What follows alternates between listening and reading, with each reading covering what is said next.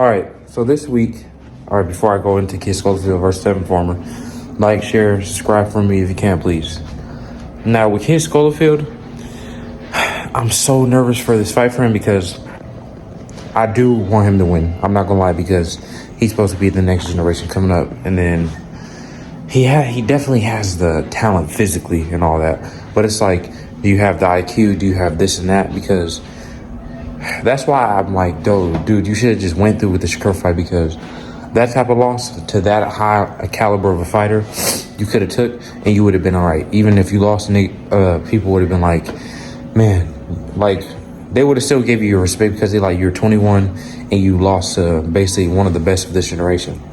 Now, going into this, if you lose, man, this it's a setback, because you were literally gonna fight Shakur, which I would say he's probably like, I'll say 2 levels again, 2 levels higher maybe than Tevin, because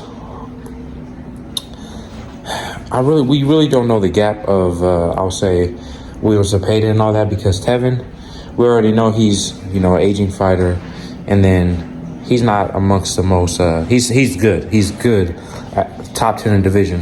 But when I say like 2 levels above Tevin, I'm talking about that number 1 and number 2 spot.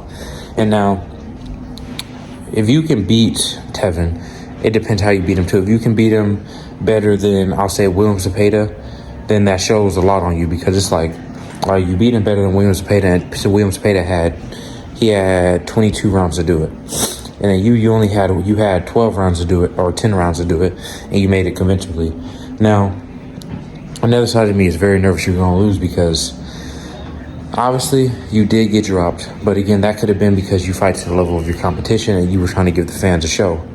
Now, you can still give the fans a show and not get dropped. You know what I mean? You can still use your IQ. You can box very well and all that, because you are a switch hitter. We know you're a switch hitter and all that. But the thing is, like, Tevin Farmer has a deep IQ. Like, he has some power. We saw him. He dropped Williams Zepeda not twice, but he rocked Williams Zepeda once, dropped him once.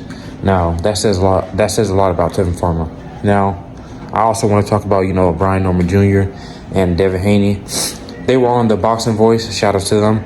And then they both went back on today. Bill Haney basically, from what they said, basically the fight's still a go.